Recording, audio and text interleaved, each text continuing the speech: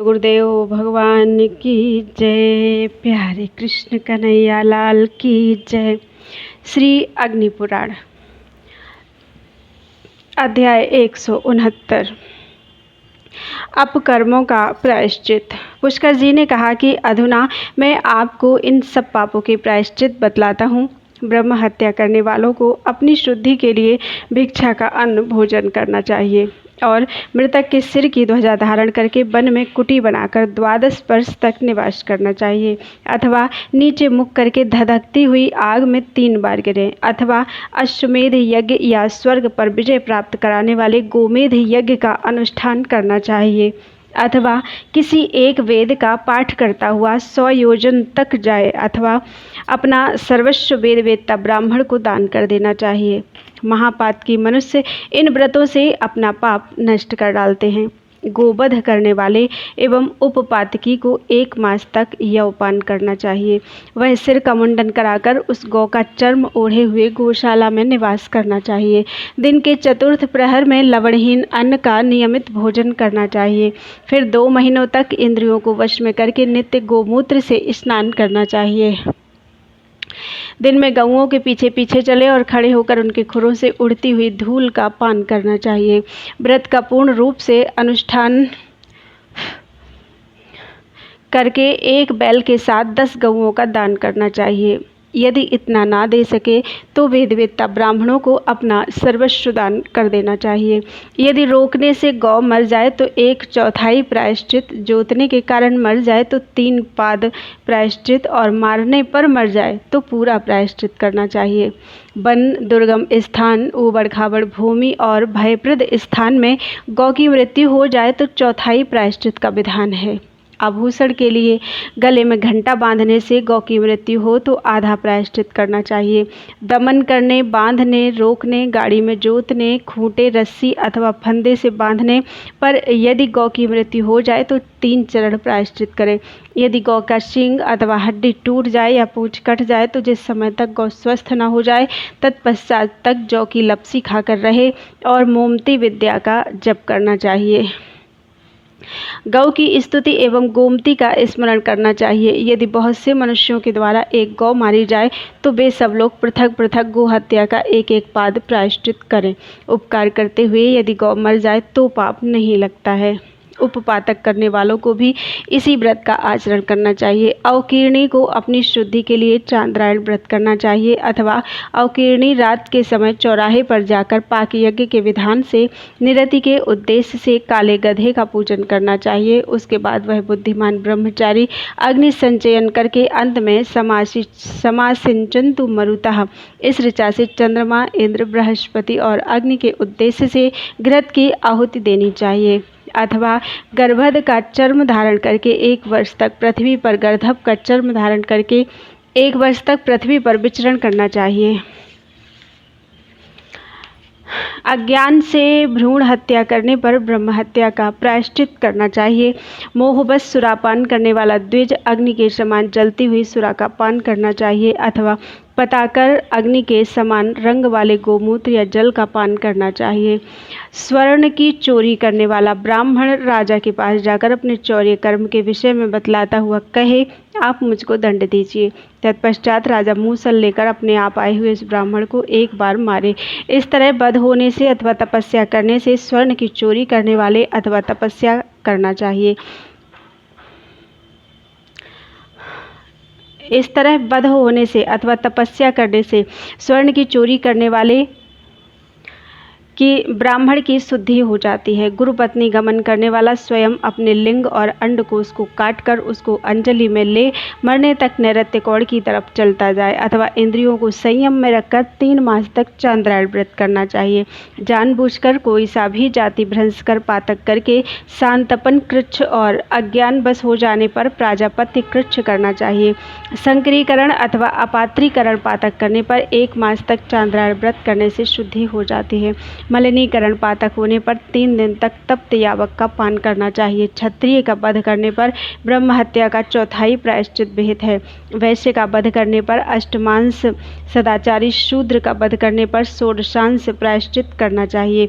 बिल्ली, नेवला, नीलकंठ, मेढक, कुत्ता, गोह, उल्लू, काक अथवा चारों में से किसी वर्ण की स्त्री की हत्या होने पर शूद्र हत्या का प्रायश्चित करना चाहिए। स्त्री की अज्ञानवश हत्या करके भी शूद्र हत्या का प्रायश्चित करना चाहिए। सर्पादि का वध होने पर, नक्तव्रत और अस्थिहीन जीवों की हत्या होने पर प्राणायाम करना चाहिए। दूसरे के गृह से अल्प मूल्य वाली वस्तु की चोरी करके सांतपन कृच्छ करना चाहिए।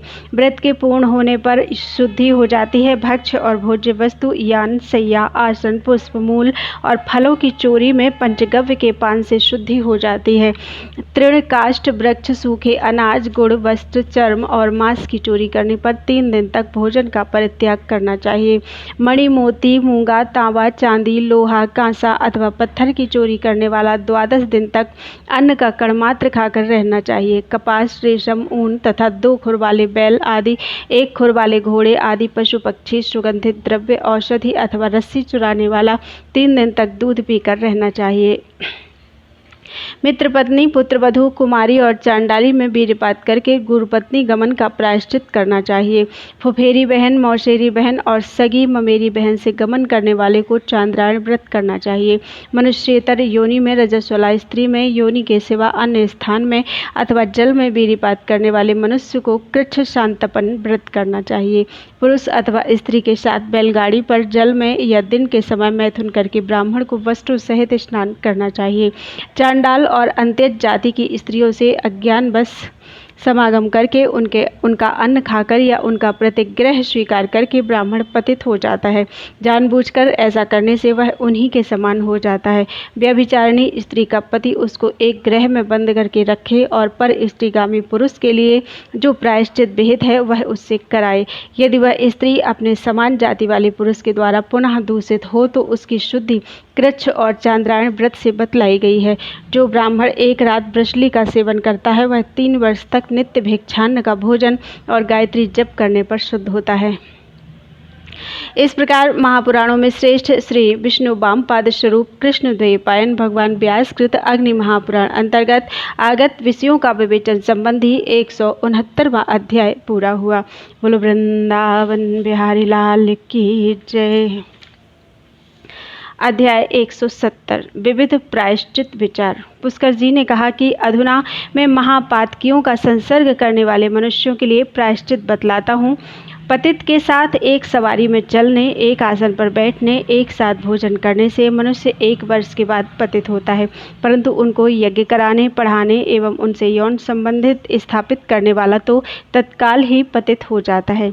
जो मनुष्य जिस पतित का संसर्ग करता है वह उसके संसर्ग जनित दोष की शुद्धि के लिए उस पतित के लिए विहित प्रायश्चित करना चाहिए। पतित के सपिंड और बांधवों को एक साथ निंदित दिन में संध्या के समय जाति भाई, ऋत्विक और गुरुजनों के सन्निकट पतित पुरुष की जीवितावस्था में ही उसकी उदक क्रिया करनी चाहिए। तत्पश्चात जल से भरे हुए घड़े को दासी द्वारा लात से फेंकवा दें और पतित के सपिंड एवं बांधव 1 दिन रात अशौच माने। तत्पश्चात वे पतित के साथ संभाषण ना करें और धन में उसको ज्येष्ठांश भी ना दें। पतित का छोटा भाई गुणों में श्रेष्ठ होने के कारण ज्येष्ठांश का अधिकारी होता है। यदि पतित बाद में प्रायश्चित कर ले तो उसके सपिंड और बांधव उसके साथ पवित्र जलाशय में स्नान करके जल से भरे हुए नवीन कुंभ को जल में फेंके। पतित स्त्रियों के संबंध में भी यही कार्य करना चाहिए, परंतु उसको अन्न, वस्त्र और गृह के सन्निकट रहने का स्थान देना चाहिए। जिन ब्राह्मणों को समय पर विधि के अनुसार गायत्री का उपदेश प्राप्त नहीं हुआ है उनसे 3 प्राजापत्य कराकर उनका विधिवत उपनयन संस्कार कराएं। निषिद्ध कर्मों का आचरण करने से जिन ब्राह्मणों का परित्याग कर दिया गया हो उनके लिए भी इसी प्रायश्चित का उपदेश करना चाहिए। ब्राह्मण संयत चित्त होकर 3 सहस्र गायत्री का जप करके गौशाला में 1 मास तक दूध पीकर निंदित प्रतिग्रह के पाप से छूट जाता है। संस्कारहीन मनुष्यों का यज्ञ कराकर गुरुजनों के सिवा दूसरों का अंत्येष्टि कर्म, अभिचार कर्म अथवा अहीन यज्ञ कराकर ब्राह्मण 3 प्राजापत्य व्रत करने पर शुद्ध होता है। जो द्विज शरणागत का परित्याग करता है और अनाधिकारी को वेद का उपदेश करता है, वह 1 वर्ष तक नियमित आहार करके उस पाप से मुक्त होता है। कुत्ता, सियार, गर्दभ, बिल्ली, नेवला, मनुष्य, घोड़ा, ऊंट और सूअर के द्वारा काटे जाने पर प्राणायाम करने से शुद्धि हो जाती है। स्नातक के व्रत का लोप और नित्य कर्म का उल्लंघन होने पर निराहार रहना चाहिए। यदि ब्राह्मण के लिए हुंकार और अपने से श्रेष्ठ के लिए तू का प्रयोग हो जाए तो स्नान करके दिन के शेष भाग में निराहार व्रत रखे और अभिवादन करके उनको प्रसन्न करना चाहिए। ब्राह्मण पर प्रहार करने के लिए ठंडा उठाने पर प्राजापत्य व्रत करना चाहिए। यदि डंडे से प्रहार कर दिया हो तो अतिकृच्छ, और यदि प्रहार से ब्राह्मण के खून निकल आया है तो कृच्छ एवं अतिकृच्छ व्रत करना चाहिए। जिसके गृह में अनजाने में चांडाल आकर टिक गया हो तो भली भांति जानने पर यथा समय उसका प्रायश्चित करना चाहिए। चांद्रायण अथवा पराग व्रत करने से द्विजों की शुद्धि हो जाती है। शूद्रों की शुद्धि प्राजापत्य व्रत से हो जाती है। शेष कर्म उनको द्विजों की भांति करना चाहिए। गृह में जो गुड़, कुसुम्भ, लवण एवं धान्य आदि पदार्थ हों उनको द्वार पर एकत्रित करके श्री अग्निदेव को समर्पित करना चाहिए। मिट्टी के पात्रों का त्याग कर देना चाहिए। शेष द्रव्यों को शास्त्रीय विधि के अनुसार द्रव्य शुद्धि विहित है। चांडाल के स्पर्श से दूषित एक कुएं का जल पीने वाले जो ब्राह्मण हैं वे निराहार व्रत अथवा पंचगव्य के पान से शुद्ध हो जाते हैं। जो द्विज इच्छानुसार चांडाल का स्पर्श करके भोजन कर लेता है उसको चांद्रायण अथवा तप्त कृच्छ करना चाहिए।